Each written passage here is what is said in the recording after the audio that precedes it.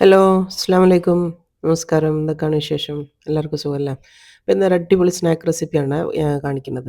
ഒരു 1/2 കിലോ ചിക്കനും, ഒരു 1/2 കിലോ ഉരുളക്കിഴങ്ങും ഉണ്ടെങ്കിൽ പെട്ടെന്ന് ഈസി ആയിട്ട് ഉണ്ടാക്കാൻ പറ്റുന്ന, പ്ലേറ്റ് നിറച്ച് ഉണ്ടാക്കാൻ പറ്റുന്ന ഒരു സ്നാക്കിൻ്റെ റെസിപ്പിയാണ് ട്ടോ.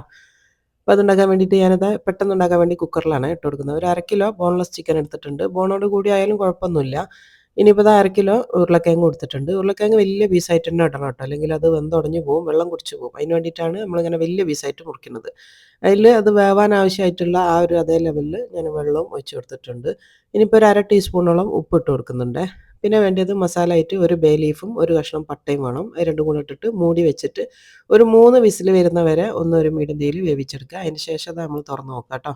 ഇപ്പോൾ നമ്മളെ ഉരുളക്കിഴങ്ങും ചിക്കനും ഒക്കെ നന്നായിട്ട് വെന്തിട്ടുണ്ട്. ആദ്യം തന്നെ നമ്മളതിലിട്ട ആ ഒരു സ്പൈസസ് അങ്ങ് എടുക്കുക കേട്ടോ. ആ ബേ ലീഫും പട്ടയും അത് രണ്ടും ഞാൻ റിമൂവ് ചെയ്തിട്ടുണ്ട്. ഇനിയിപ്പോൾ ചിക്കനും ആ ഒരു ഉരുളക്കിഴങ്ങും രണ്ടും 2 പാത്രത്തിലേക്ക് എടുക്കുക. ഉരുളക്കിഴങ്ങ് ഇങ്ങനെ നമ്മൾ വലിയ പീസായിട്ട് തന്നെ മുറിച്ച് വെച്ചതുകൊണ്ട് തന്നെ ഇത് തീരെ വെള്ളം കുടിക്കാണ്ട് നമുക്ക് കിട്ടും ട്ടോ. ഈ കട്ട്ലേറ്റൊക്കെ ഉണ്ടാക്കുന്നേരം ഒരുപാട് ആൾക്കാർക്ക് വരുന്ന പ്രശ്നമാണ് നമ്മൾ എണ്ണയിലിടുന്ന സമയത്ത് പൊട്ടിപ്പോകുന്നെന്നുള്ള ആ ഒരു ഇത് എന്താണെന്ന് വെച്ചാൽ ഉരുളക്കിഴങ്ങ് പുഴുങ്ങുമ്പോൾ ശ്രദ്ധിക്കണം. വെള്ളം തീരെ കുടിക്കാണ്ട് പുഴുങ്ങിയെടുക്കണം.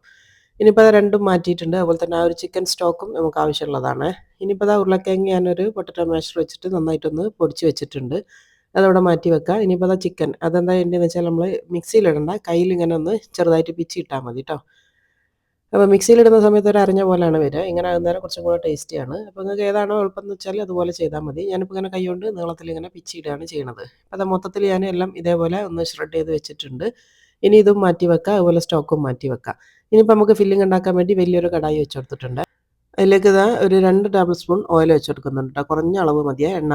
ഇനി അതിലേക്ക് ഒരു ക്യാരറ്റ് വലിയ സൈസുള്ള ഒരു ക്യാരറ്റ് പൊടിയായിട്ട് അരിഞ്ഞ് വെച്ചാണ്. അതുപോലെ തന്നെ കുറച്ച് 2, 3 അല്ലി വെളുത്തുള്ളി പൊടിയായിട്ട് അരിഞ്ഞാണ്. അതുപോലെ തന്നെ ഒരു വലിയ സൈസുള്ള ഉള്ളിയും പൊടിയായിട്ട് അരിഞ്ഞ് വെച്ചിട്ടുണ്ട്. അപ്പോൾ ആദ്യം തന്നെ എണ്ണ ചൂടായാൽ നമുക്ക് ആ ഒരു വെളുത്തുള്ളിയാണ് ഇട്ട് കൊടുക്കുന്നത്. ഇതിൽ ഇഞ്ചി ആവശ്യമില്ല. അതുപോലെ തന്നെ അരച്ച പേസ്റ്റിനെക്കാട്ടും നല്ലത് ഇങ്ങനെ ചെറുതായിട്ട് കൊത്തി അരിഞ്ഞതാണ് ട്ടോ. അപ്പോൾ ആ ആ ഒരു വെളുത്തുള്ളി ചെറുതായിട്ടൊന്ന് ഇങ്ങനെ ഒന്ന് വാടി വരുന്ന സമയത്ത് തന്നെ നമുക്ക് ഇതിലേക്ക് ഉള്ളിയും കൂടെ ചേർത്ത് കൊടുക്കാം. ഉള്ളി നമുക്ക് ഒരുപാട് ഇട്ടങ്ങ് വഴറ്റൊന്നും വേണ്ട. പെട്ടെന്ന് ഉണ്ടാക്കാൻ പറ്റുന്നതാണെന്ന് ഞാൻ പറഞ്ഞല്ലോ. ഈസി പീസി ആയിട്ടുള്ള ഒരു സ്നാക്കാണ്. നല്ല അടിപൊളി ടേസ്റ്റിയാണ് കേട്ടോ. അപ്പോൾ ആ ഒരു ഉള്ളി ഇട്ടിട്ട് ഒരു 1, 2 മിനിറ്റ് നേരം ഒന്ന് സോഫ്റ്റ് ആകുന്ന നേരം ഒന്ന് വഴറ്റിയെടുക്കുക. ഇപ്പോൾ അതൊന്ന് സോഫ്റ്റ് ആയിട്ടുണ്ട്. ഇനി ഇതിലേക്ക് ആ ഒരു ക്യാരറ്റും കൂടി ഇട്ട് കൊടുക്കുക. ക്യാരറ്റ് നമ്മളിങ്ങനെ പൊടിയായിട്ട് അരിഞ്ഞുകൊണ്ട് തന്നെ പെട്ടെന്ന് വെന്ത് കിട്ടും ട്ടോ. ഒരു 1, 2 മിനിറ്റ് നേരം ഒന്നിങ്ങനെ ഒന്ന് മിക്സ് ചെയ്ത് കൊടുത്താൽ മാത്രം മതി. ഇപ്പോൾ ദാ ക്യാരറ്റ് ഒന്ന് റെഡി ആയിട്ടുണ്ട്. ഇനി ഇതിലേക്ക് ഞാൻ ആവശ്യത്തിന് മസാലകളാണ് ചേർക്കാൻ വേണ്ടി പോണത്. അപ്പോൾ ഞാനിവിടെ പാപ്രിക്കയാണ് ഇടുന്നത്. ഇതിന് പകരം നിങ്ങൾക്ക് മുളക് പൊടിയാണ് വേണ്ടിയെന്നുണ്ടെങ്കിൽ അത് ഇട്ട് കൊടുത്താലും മതി. പിന്നെ ദാ ഒറിഗാനോ ഇട്ട് കൊടുത്തിട്ടുണ്ട്. ഇനിയിപ്പോൾ അതിന് പകരം നിങ്ങൾക്ക് ഗരം മസാല ചേർക്കണമെങ്കിൽ അതും ചേർക്കാം. ഇനിയിപ്പോൾ ദാ ഒന്ന് ടേസ്റ്റ് ഒന്ന് ബാലൻസ് ചെയ്യാൻ ഒരു 2 ടേബിൾ സ്പൂൺ ടൊമാറ്റോ കെച്ചപ്പ് ചേർത്ത് കൊടുത്തിട്ടുണ്ട്. പിന്നെ എരിവിന് ഞാനിവിടെ ചേർക്കുന്നത് ഒരു 1/2 ടീസ്പൂൺ കുരുമുളകാണ് ട്ടോ. അതെല്ലാം കൂടെ ചേർത്ത് നന്നായിട്ടൊന്ന് മിക്സ് ചെയ്തെടുക്കുക. ഇനി ഇതിലേക്ക് വേണ്ടത് മൈദപ്പൊടിയാണ് കേട്ടോ. ഒരു 2 ടേബിൾ സ്പൂൺ മൈദപ്പൊടി ചേർത്ത് കൊടുക്കുന്നുണ്ട്. നമ്മൾ ഇതിൽ ഉപ്പ് ചേർക്കേണ്ടിയില്ല കേട്ടോ. കാരണം ഇതിലേക്ക് ഞാൻ സ്റ്റോക്ക് ചേർക്കുന്നുണ്ട്. അപ്പോൾ പിന്നെ നമുക്ക് ഉപ്പിൻ്റെ ആവശ്യമില്ല. അപ്പോൾ ഈ ഒരു മൈദപ്പൊടിയും കൂടെ ചേർത്തിട്ട് നന്നായിട്ട് ഒന്നും കൂടി ഒന്ന് വഴറ്റിയെടുക്കുക. ആ ഒരു പൊടിൻ്റെ പച്ചമണക്കൊന്ന് മാറി വരണം കേട്ടോ. അതുവരെ ജസ്റ്റ് ഒന്ന് ഒരു മിനിറ്റ് നേരം അതൊന്ന് വഴറ്റിയെടുക്കുക. ഇനിയിപ്പോൾ നമ്മൾ ഈ സ്റ്റോക്ക് ചേർക്കുകയാണ്. സ്റ്റോക്ക് എന്ന് പറയുന്നത് നമ്മൾ നേരത്തെ വേവിച്ച ആ ഒരു ചിക്കനും ഉരുളക്കിഴങ്ങും വേവിച്ച വെള്ളമാണ്. അതിൽ നിന്ന് ഒരു കപ്പ് എടുത്തിട്ട് ഇതിലേക്ക് ഒഴിച്ച് കൊടുക്കുക. അപ്പോൾ ഇതിൽ നമ്മൾ ഓൾറെഡി പൊടി ഇട്ടതുകൊണ്ട് തന്നെ ഇതിങ്ങനെ ഒന്ന് ജസ്റ്റ് മിക്സ് ചെയ്ത് ഒന്ന് തിള വരുന്ന സമയത്ത് നന്നായിട്ട് ഇത് കുറുകി വരും ട്ടോ. 1, 2 മിനിറ്റ് നേരം ഇതേപോലെ ഒന്ന് കുറുക്കിയെടുക്കുക. ഇപ്പോൾ അത് 2 മിനിറ്റോളം ആയിട്ടുണ്ട്. നമ്മൾ ആ ഒരു സ്റ്റോക്കൊക്കെ നന്നായി വറ്റി കുറുകി വന്നാണ്. ഇതിലേക്ക് നമ്മൾ ചിക്കൻ ചേർത്ത് കൊടുക്കുക. ഇനിയിപ്പോൾ വേണ്ടി നമ്മൾ നേരത്തെ പൊടിച്ച് വെച്ച ആ ഒരു ഉരുളക്കിഴങ്ങും ഇട്ട് കൊടുക്കുക ട്ടോ. അപ്പോൾ അത് ഉരുളക്കിഴങ്ങും ആ ഒരു ചിക്കനും എല്ലാം ഇട്ട് കൊടുത്തിട്ടുണ്ട്. ഇനി ഇത് നന്നായിട്ട് മിക്സ് ചെയ്തെടുക്കണേ. നന്നായിട്ട് അടിയിലുള്ള നമ്മൾ ആ വഴറ്റി വെച്ച ആ ഒരു സ്റ്റോക്കോട് കൂടിയിട്ടുള്ള മസാലയും അതുപോലെ തന്നെ ഈ ഉരുളക്കിഴങ്ങും ചിക്കനും എല്ലാം നന്നായിട്ട് മിക്സ് ആയിട്ട് വരണം ട്ടോ. നന്നായിട്ട് വിട്ട് വരുന്ന വരെ വഴറ്റിയെടുക്കുക. നമ്മളിതെല്ലാം കൂടെ ഒരൊറ്റ ഉരുളായിട്ട് പാനിൽ നിന്ന് വിട്ട് വരുന്ന ഒരു പാകത്തിലാവും. അതുവരെയാണ് നമ്മളിത് വഴറ്റിയെടുക്കേണ്ടത് കേട്ടോ. ഒരു 2, 3 മിനിറ്റ് മാക്സിമം അത്രേ എടുക്കുള്ളൂ. നന്നായിട്ട് മിക്സ് ചെയ്യുന്നതിനനുസരിച്ച് ഇതെല്ലാം കൂടെ ഒരൊറ്റ ബോളായിട്ട് വരും. അപ്പോൾ അതെല്ലാം നന്നായിട്ട് മിക്സ് ആയിട്ടുണ്ട്. ഇനിയിപ്പോൾ ഇളക്കുമ്പോൾ നോക്കിയാൽ കണ്ടില്ലേ എല്ലാം കൂടെ ഒരൊറ്റ ഇതിലായിട്ട് വന്ന് നല്ല ഡ്രൈ ആയിന് ട്ടോ. അതാണ് ഇതിൻ്റെ ഒരു ഇതെന്ന് പറയുന്നത്. നല്ല ഡ്രൈ ആക്കി എടുക്കണം. തീരെ വെള്ളത്തിൻ്റെ അംശം ഉണ്ടാവാൻ പാടില്ല. ഞാൻ പറഞ്ഞ പോലെ തന്നെ ഉരുളക്കിഴങ്ങൊക്കെ പുഴുങ്ങണ സമയത്ത് നന്നായിട്ട് ശ്രദ്ധിച്ച് പുഴുങ്ങിയാൽ മതി. ഇനിയിപ്പോൾ ദാ ഇല്ലേ ലാസ്റ്റ് തീ ഓഫ് ചെയ്തതിന് ശേഷം ഞാനിപ്പോൾ കുറച്ച് മല്ലിച്ചപ്പ് അരിഞ്ഞ് വെച്ചതും കൂടെ ചേർത്ത് കൊടുക്കുന്നുണ്ട്. ഇനി അതും കൂടെ ഇട്ട് മിക്സ് ചെയ്താൽ മതി. ഇനി ഇതൊന്ന് തണുത്തോട്ടെ ട്ടോ. കൈ കൊണ്ടൊന്ന് തൊടാൻ പറ്റുന്ന പാകമാവട്ടെ. ഇപ്പോൾ ദാ ചെറുതായിട്ടൊന്ന് ചൂടൊക്കെ ഒന്ന് ആറിയിട്ടുണ്ട്. ഇനിയിപ്പോൾ നമ്മളിത് കൈകൊണ്ട് ഒന്ന് മിക്സ് ചെയ്തെടുക്കുക. ഇതിന് കുഴച്ചെടുക്കുക എന്നല്ല, ഈ ഒരു മല്ലിച്ചപ്പ് എല്ലായിടത്തും ഒന്ന് മിക്സ് ആക്കി എടുക്കാവുന്നേ ഉള്ളൂ ട്ടോ. നിങ്ങൾക്ക് സ്പൂൺ കൊണ്ട് തന്നെ അങ്ങനെ കുഴച്ചെടുക്കണമെങ്കിൽ ചെയ്യാം. നമുക്ക് ഏതായാലും ഇത് കൈ വെച്ചിട്ടാണല്ലോ ഉരുട്ടിയെടുക്കേണ്ടത്. അപ്പോൾ ഞാൻ കൈ കൊണ്ട് തന്നെ ഒന്ന് കുഴച്ചെടുക്കുന്നുണ്ട്. ജസ്റ്റ് ആ മല്ലിച്ചപ്പ് ഒന്ന് എല്ലായിടത്തും ആവുന്ന രീതിയിൽ ഒന്ന് മിക്സ് ആക്കി എടുക്കുക. അത്രേ ഉള്ളൂ. അത് നന്നായിട്ട് മിക്സ് ചെയ്ത് എടുത്തിട്ടുണ്ട്. ഇനി ഇതിൽ നിന്ന് ചെറിയ ചെറിയ ഉരുളകളാക്കിയിട്ട് നമുക്ക് ഇഷ്ടമുള്ള ഷേപ്പിലാക്കി എടുക്കാം കേട്ടോ. അതിപ്പോൾ ഞാനിപ്പോൾ ഡോണറ്റിൻ്റെ ഷേപ്പിലാക്കിയെന്നേ ഉള്ളൂ. നിങ്ങൾക്ക് ഇഷ്ടമുള്ള ഷേപ്പിലേക്ക് മാറ്റിയെടുക്കാം. ഞാനിപ്പോൾ ഗ്ലൗസ് വെച്ചതുകൊണ്ട് തന്നെ വേറെ എണ്ണയൊന്നും പുരട്ടുന്നില്ല. നിങ്ങൾ കയ്യിൽ ഗ്ലൗസ് ഇല്ലാണ്ടാണ് ചെയ്യണമെങ്കിൽ കയ്യിൽ ചെറുതായിട്ടൊന്ന് എണ്ണ പുരട്ടി കൊടുത്താൽ മതി. ഇതിപ്പോൾ കാണുമ്പോൾ തന്നെ നിങ്ങൾക്ക് മനസ്സിലാകുന്നുണ്ടാവും നല്ല ഡ്രൈ ആയിട്ടുള്ള ബാറ്ററാണ് അല്ലേ. ഇപ്പോൾ ഈ ഒരു രീതിയിലായാൽ മാത്രമാണ് നമുക്ക് എണ്ണ കുടിക്കാണ്ട് കിട്ടുള്ളൂ. ഞാനിപ്പോൾ ഇത് ഡോണറ്റ്സിൻ്റെ ഷേപ്പിലേക്ക് ആക്കിയെടുക്കുന്നുണ്ട്. നിങ്ങൾക്കത് കട്ട്ലേറ്റിൻ്റെ ഷേപ്പിൽ റൗണ്ടിലോ അല്ലെങ്കിൽ സ്ക്വയറിലോ റെക്റ്റാങ്കിളൊക്കെ ആയിട്ട് അങ്ങനെ ഏത് ഷേപ്പിൽ വേണമെങ്കിലും നിങ്ങൾക്ക് അങ്ങനെ ആക്കിയെടുക്കാം കേട്ടോ. ഞാനിതാ നല്ലൊരു ഭംഗിക്ക് വേണ്ടിയിട്ട് ആ ഒരു ഡോണറ്റിൻ്റെ ഷേപ്പിലേക്ക് മാറ്റിയെടുത്തിട്ടുണ്ട്. ചിക്കൻ ഡോണറ്റ് എന്ന് പറഞ്ഞിട്ട് വേറൊരു ഐറ്റം ഉണ്ട് കേട്ടോ. ഞാൻ കാണിച്ചതാണ്. അത് നമ്മൾ ചിക്കൻ മാത്രം വെച്ചിട്ട് ചെയ്യുന്നതാണ്. ബ്രെഡൊക്കെ വെച്ചിട്ട് ചെയ്യുന്നതാണ്. ഇത് ഉരുളക്കിഴങ്ങ് ഇട്ടിട്ട് നമ്മളെ കട്ട്ലേറ്റിൻ്റെ ആ ഒരു തന്നെ. അപ്പോൾ അതാ ഇതേപോലെ ബാക്കിയെല്ലാം ചെയ്തെടുക്കുക. ഞാനിപ്പോൾ ഇതെല്ലാം ഇതേപോലെ ചെയ്തെടുത്തിട്ടുണ്ട്. ഇങ്ങനെ ചെയ്തിട്ടുണ്ട്. ഇനി നമുക്കിതൊന്ന് ഒരു ബാറ്ററിൽ മുക്കിയിട്ട് ബ്രെഡ് ക്രംസ് ഒന്ന് കോട്ട് ചെയ്തെടുക്കണം. അപ്പോൾ അത് മുക്കാനുള്ള ബാറ്റർ എന്ന് പറയുന്നത് മൈദപ്പൊടിയാണ്. ഒരു 1/2 കപ്പ് മൈദപ്പൊടി എടുത്തിട്ടുണ്ട്. ഇനിയിപ്പോൾ കുറച്ചും കൂടി നമുക്ക് ആ ഒരു ചിക്കൻ സ്റ്റോക്ക് ബാക്കിയുണ്ട്. അപ്പോൾ ഒരു തുള്ളി പോലും നമ്മൾ ഇതിൽ വേസ്റ്റ് ആക്കുന്നില്ല കേട്ടോ. അപ്പോൾ ബാക്കിയുള്ള ചിക്കൻ സ്റ്റോക്ക് കുറേശ്ശെ ഇതിൽ വെച്ചിട്ട് നന്നായിട്ട് ഇതൊന്ന് കലക്കിയെടുക്കുക.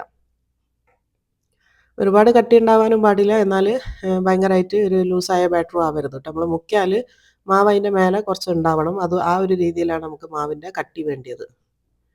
അത് ബാക്കിയുള്ള ആ ഒരു ഇതും കൂടെ ചേർത്തിട്ട് ഞാൻ നന്നായിട്ട് കലക്കിയെടുത്തിട്ടുണ്ട്. ഈ ഒരു പാകത്തിലാണ് വേണ്ടത്.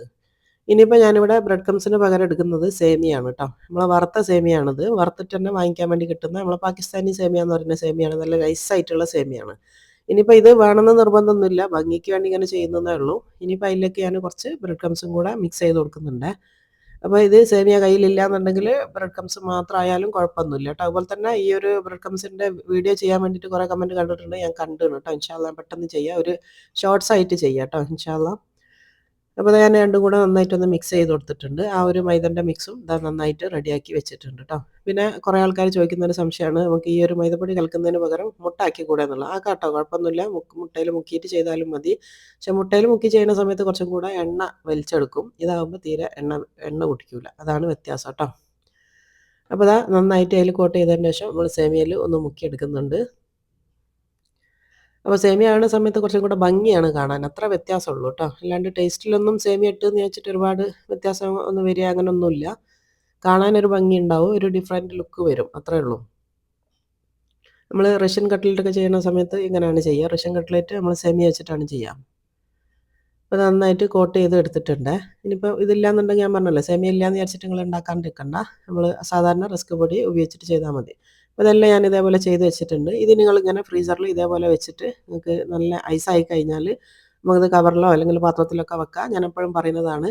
1 മാസം വരെ നമുക്കത് ഫ്രീസ് ചെയ്യാൻ പറ്റുന്ന ഒരു സ്നാക്കാണ് കേട്ടോ. ഇത് ഞാൻ നന്നായിട്ട് തണുപ്പിച്ച് കൊണ്ടുവന്നതാണ്. നല്ല ഐസാക്കി എടുത്തിട്ടുണ്ട്. ഇപ്പോൾ നല്ല മരക്കണ്ണം പോലെ ആയിട്ടുണ്ട് കേട്ടോ.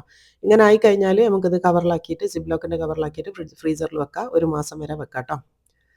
ഇനിയിപ്പോൾ ഞാനിതൊന്ന് പൊരിക്കുന്നതാണ് കാണിക്കുന്നത്. കുറഞ്ഞ എണ്ണ ഞാനൊന്ന് ചൂടാക്കാൻ വേണ്ടി വെച്ചിട്ടുണ്ട്. ഇനി അതിലേക്ക് ഓരോന്നിട്ടിട്ട് ഒരു മീഡിയം തീയിലിട്ടിട്ട് നന്നായിട്ടൊന്ന് ഫ്രൈ ആക്കി എടുക്കുക. പുറമേയുള്ള ആ ഒരു കോട്ടിങ് മാത്രമേ നമുക്ക് വേവേണ്ടിയുള്ളൂ. ഉള്ളിലുള്ളതൊക്കെ നന്നായിട്ട് വെന്തത് തന്നെയാണ്. അപ്പോൾ ഒരു ബ്രൗൺ കളർ ആകണ വരെ തൊടാൻ പോകരുത്. അപ്പോൾ ആ ഒരു സേമിയൊക്കെ ഇളകിപ്പോവും. അപ്പോൾ നന്നായിട്ടൊന്ന് കളറൊന്ന് മാറിക്കഴിഞ്ഞാൽ മാത്രം മറിച്ചിടാനായി തോന്നിയാൽ മാത്രം മറിച്ചിട്ട് കൊടുക്കുക. ഇപ്പോൾ 2 ഭാഗവും നല്ലൊരു ഗോൾഡൻ കളർ ആയി കഴിഞ്ഞാൽ നമുക്കത് എണ്ണയിൽ നിന്ന് കോരിയെടുക്കാം. ഒറ്റൊന്നൊരു പൊട്ടിപ്പോവുക വിള്ളൽ വരിക അങ്ങനെയൊന്നും ചെയ്യൂല കേട്ടോ. 100% ഗ്യാരണ്ടിയാണ്. അത്ര അടിപൊളിയായിട്ടുള്ള റെസിപ്പിയാണ്. ഞാനിതിൽ പറഞ്ഞ ടിപ്പുകളൊക്കെ അതേപോലെ ഫോളോ ചെയ്യുകയാണെങ്കിൽ നല്ല അടിപൊളിയായിട്ട് കിട്ടും. അപ്പോൾ എല്ലാവർക്കും പറ്റുന്ന ഒരു അബദ്ധമാണ് ആ ഒരു കട്ട്ലേറ്റ് ഉണ്ടാക്കുന്ന സമയത്ത് പൊട്ടിപ്പോവുക എന്നുള്ള. അത് ആ ഒരു ഉരുളക്കിഴങ്ങിൻ്റെ ആ ഒരു പ്രശ്നം കൊണ്ട് മാത്രമാണ് കേട്ടോ. അപ്പോൾ അതാ ഞാൻ 2 എടുത്ത് കോരി മാറ്റിയിട്ടുണ്ട്. ഇനിയിപ്പോൾ ഇതേപോലെ ബാക്കിയുള്ള എല്ലാം ഞാൻ ഇതേപോലെ തന്നെ ഒന്ന് പൊരിച്ചെടുക്കുന്നുണ്ട്. പിന്നെ ഒരുപാട് അങ്ങ് തീ കൂട്ടി വെക്കാൻ വേണ്ട. ഒരുപാട് കുറച്ചും വെക്കണ്ട കേട്ടോ. ഒരു മീഡിയം തീയിലാണ് പൊരിക്കേണ്ടത്. അപ്പോൾ ഞാനെല്ലാം പൊരിച്ച് പ്ലേറ്റ് ചെയ്തിട്ടുണ്ട്. നല്ല അടിപൊളി സ്നാക്കാണ്. കാണാനും നല്ല ഭംഗിയാണ്. അതേപോലെ തന്നെ കഴിക്കാനും നല്ല ടേസ്റ്റാണ് കേട്ടോ. ഉള്ളിൽ ആ ഒരു ഉരുളക്കിഴങ്ങും ചിക്കനും കൂടി ആയതുകൊണ്ട് തന്നെ നല്ല സോഫ്റ്റാണ്. ഉള്ളിൽ നല്ല സോഫ്റ്റ് ടെക്സ്ചറാണ്. എന്നാൽ പുറമെ നല്ല ക്രിസ്പിയാണ് കേട്ടോ. അടിപൊളി സ്നാക്കാണ്. പിന്നെ ഞാനിത് ഉണ്ടാക്കിയ ഈ ഒരു വേർഷൻ എന്ന് പറഞ്ഞാൽ അങ്ങനെ സ്പൈസി അല്ല. ഒരുപാട് എരിവോ മുളകോ അങ്ങനെ ഒന്നും തന്നെ ഇട്ടിട്ടില്ല. നിങ്ങൾക്ക് എരിവ് വേണമെന്നുണ്ടെങ്കിൽ ഞാൻ പറഞ്ഞല്ലോ ഞാനിവിടെ പാപ്രിക്ക ചേർത്തതിന് പകരം നിങ്ങൾക്ക് മുളക് പൊടി ചേർത്ത് കൊടുത്താൽ മതി. അതുപോലെ തന്നെ പച്ചമുളക് ഇടണമെങ്കിൽ പച്ചമുളകും ചേർത്ത് കൊടുത്താൽ മതി കേട്ടോ. എരിവാണ് ഇഷ്ടം എന്നുണ്ടെങ്കിൽ. അപ്പോൾ എല്ലാവർക്കും ഇഷ്ടമായിട്ടുണ്ടാവുമെന്ന് വിചാരിക്കുന്നു. ഇഷ്ടമായിട്ടുണ്ടെങ്കിൽ ലൈക്ക് ചെയ്യാനും ഷെയർ ചെയ്യാനും കമൻറ്റ് ചെയ്യാനും ഒന്നും മറന്നു പോകരുത് കേട്ടോ. സബ്സ്ക്രൈബ് ചെയ്യാണ്ട് ആരെങ്കിലും കാണുന്നവരുണ്ടെങ്കിൽ പ്ലീസ് ഒന്ന് സബ്സ്ക്രൈബ് ചെയ്യാനും മറന്നു പോകരുത്. അപ്പോൾ ഇൻഷാ അല്ലാ ഇനി നോമ്പൊക്കെയാണ് അടുത്ത നല്ല വെറൈറ്റി റെസിപ്പികളൊക്കെ ആയിട്ട് അടുത്ത വീഡിയോയിൽ കാണാം. അസ്സലാമു അലൈക്കും.